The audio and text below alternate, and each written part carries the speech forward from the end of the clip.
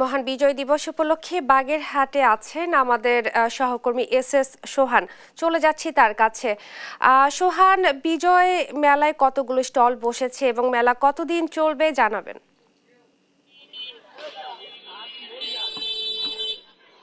বাগেরহাটের কচুয়ায় বিজয় দিবস উপলক্ষে বিজয় মেলার আয়োজন করা হয়েছে। এই মুহূর্তে আমি কচুয়া উপজেলা পরিষদের সামনে যে বিজয় চত্বর রয়েছে সেখানে রয়েছি।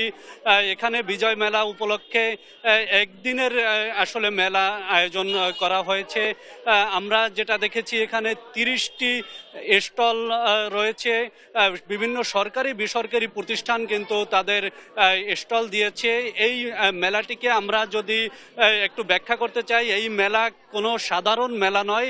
এই মেলাটি একটু ব্যতিক্রমধর্মী, কারণ বিভিন্ন মেলায় আমরা দেখে থাকি যে বিভিন্ন পণ্যের পসরা সাজিয়ে বসেন এবং সেই পণ্য ক্রেতারা কেনেন এবং বিক্রেতারা বিক্রি করেন। তবে এখানে মূলত বাঙালির ঐতিহ্য, ইতিহাস এবং এই যে কচুয়া উপজেলার যেসব বিখ্যাত পণ্য রয়েছে সেই সব কিন্তু এখানে স্টল নিয়ে সাজানো হয়েছে এবং সেই বিষয়গুলো কিন্তু ফুটিয়ে তোলা হয়েছে। আমরা যদি আপনাদেরকে বলি, এখানে কিন্তু বিভিন্ন যে দেশীয় পণ্য রয়েছে সেই পণ্যের পসরা সাজানো হয়েছে, পিঠাপুলির দোকান রয়েছে। আমরা এখানে যে দর্শনার্থীরা আছেন তাদের সাথে একটু কথা বলবো, তারা কিভাবে উপভোগ করছে সেই বিষয়টা একটু জানাবো।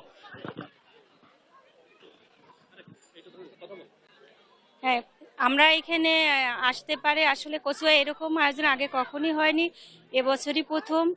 এটা আসতে পারে আসলে আমাদের কচুয়াবাসীতে সবাইকে ধন্য মনে করছি আমরা প্রতি বছরে চাই যাতে এরকম একটা সুন্দর অনুষ্ঠান আয়োজন করা হোক। একজন দর্শনার্থী আমাদেরকে জানালেন যে প্রতি বছর এখানে যাতে এই ধরনের মেলা হয় সেই জন্য কিন্তু তিনি আবেদন করেছেন। আমরা একটি বিজয় মেলা উপলক্ষে আয়োজিত একটি পিঠার দোকানে যাব। এখানে যারা আয়োজন করেছেন তাদের কাছে একটু জানতে চাবো যে কি কি পিঠা এবং তারা কেমন সাড়া পাচ্ছেন।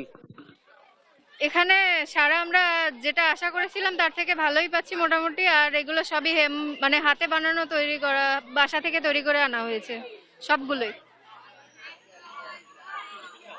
এখানে আছে হচ্ছে আপনার হাতে বানানো হৃদয়হরণ আছে, ভাজা কুলি আছে, তারপরে লিচু পিঠা আছে, এরপরে সাথে আছে খেজুর পিঠা, তারপরে আছে হচ্ছে রসকদম, তারপরে তেলে ভাজা পিঠা, সাথে নাড়ু, আরো বিভিন্ন ধরনের আইটেম আছে।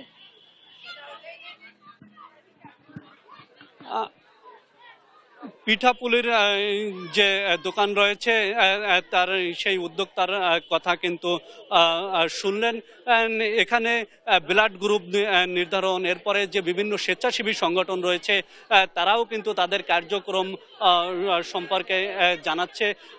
ওয়ার্ল্ড ভিশন বাংলাদেশ নামে একটি প্রতিষ্ঠান কচুয়ায় কাজ করে, তারাও কিন্তু তাদের কার্যক্রম পরিবেশন করছেন। আপনারা দেখছেন সবকিছু মিলিয়ে বিজয় মেলার যে আয়োজন সেই আয়োজন কিন্তু সফল হয়েছে বলে আমরা মনে করছি।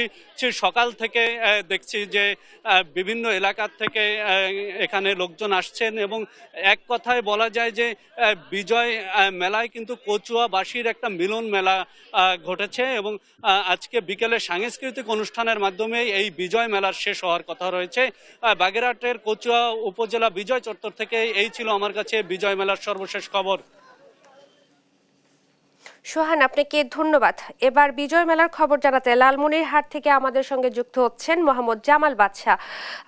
জামাল, আপনার কাছে জানতে চাইবো বিজয় মেলাকে ঘিরে কি কি আয়োজন থাকছে জানাবেন। ইশরাত, লালমনিরহাটেও কিন্তু এই মহান বিজয় দিবস উপলক্ষে বিজয় মেলার আয়োজন করেছে জেলা প্রশাসন এবং এই মেলায় হস্তশিল্প থেকে শুরু করে নানা ধরনের বাংলার যে ঐতিহ্য রয়েছে সবকিছু আসলে তুলে ধরার চেষ্টা করেছে এবং এই বছরের মেলায় 24টি স্টল আসলে দিয়েছে বিভিন্ন প্রতিষ্ঠান।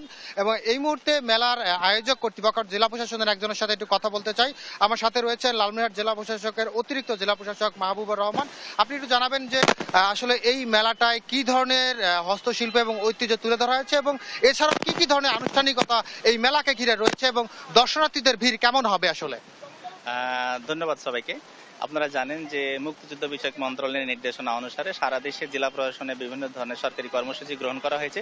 আমাদের অন্যান্য কর্মসূচির পাশাপাশি বিশেষ করে নতুন একটি কর্মসূচি যোগ হয়েছে, সেটা হচ্ছে চারুকার্য এবং স্থানীয় শিল্প পণ্যের যে সামগ্রী রয়েছে, লোকাল সামগ্রী, এবং এই সকল লোকাল সামগ্রী যে সকল উদ্যোক্তা রয়েছে যারা ব্যবসা বাণিজ্য কেউ কেউ ইস্টাবলিশ হয়েছেন, কেউ ইস্টাবলিশ হওয়ার পথে রয়েছেন, তাদের পণ্য সামগ্রী সকলের মধ্যে তুলে ধরার জন্য এবং তাদেরকে হেল্প করার জন্য আজকের এই আমাদের বিজয় মেলা আমাদের মোট 24টা স্টল রয়েছে এবং এখানে রয়েছে ব্লক বাটিক্স, আপনার শিল্পপণ্য, খাদ্যদ্রব্য, স্থানীয় অন্যান্য লোকদের যে সকল শিল্প আছে সে সকল শিল্প। আশা করা যায় যেহেতু আমাদের এই মুক্তিযুদ্ধ বিষয়ক স্মৃতি যে আমাদের মঞ্চ রয়েছে, এই মঞ্চে আমাদের বিজয় মেলা হচ্ছে, এখানে আমাদের মোটামুটি আমাদের জেলার এটা কেন্দ্রস্থল, এখানে হাজার হাজার মানুষের আগমন হবে বলে আমরা বিশ্বাস করি। ধন্যবাদ স্যার। আসলে আরেকটি বিষয় জানাতে চাই যে লালমনিরহাটে কিন্তু যথাযোগ্য মর্যাদায় এই বিজয় দিবস পালিত হচ্ছে। সকালবেলা কিন্তু এই মুক্তিযুদ্ধ স্মৃতি সৌধে জেলা প্রশাসনের পক্ষ থেকে, জেলা পুলিশের পক্ষ থেকে, বিভিন্ন রাজনৈতিক দলগুলোর পক্ষ থেকে পুষ্প স্তবক অর্পণ করা হয়েছে। এছাড়া লালমনিরহাটের জেলা স্টেডিয়ামে কিন্তু আসলে জেলা পুলিশের পক্ষ থেকে এবং জেলা প্রশাসনের পক্ষ থেকে প্যারেড গ্রহণ করা হয়েছে এবং জাতীয় পতাকা আনুষ্ঠানিকভাবে উত্তোলন করা হয়েছে এবং এই বিজয় দিবসকে ঘিরে আজকে সারাদিন ব্যাপী কিন্তু নানা আনুষ্ঠানিকতা রয়েছে। কিছুক্ষণ পরেই এই বিজয় মেলার আনুষ্ঠানিকতা শেষে জেলা প্রশাসক মুক্তিযোদ্ধাদের সাথে আলোচনা সভায় অংশ নেবেন। এছাড়াও কিন্তু এই বিজয় মেলায় সন্ধ্যার দিকে বিজয় মেলার বিজয়ী স্টল বিজয়ী যারা হবেন তাদেরকে পুরস্কার বিতরণ করা হবে।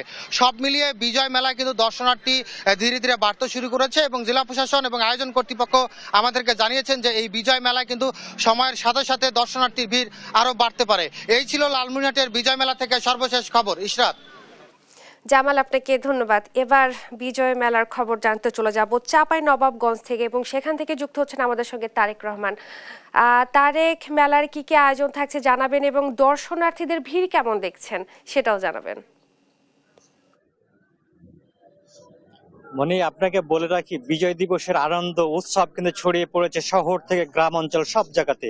চাঁপাইনবাবগঞ্জের 5 উপজেলাতেই কিন্তু এই বিজয় মেলার আয়োজন করেছে উপজেলা প্রশাসন এবং জেলা প্রশাসনের পক্ষ থেকে। আমরা এই মুহূর্তে আছি চাঁপাইনবাবগঞ্জ স্টেডিয়ামে।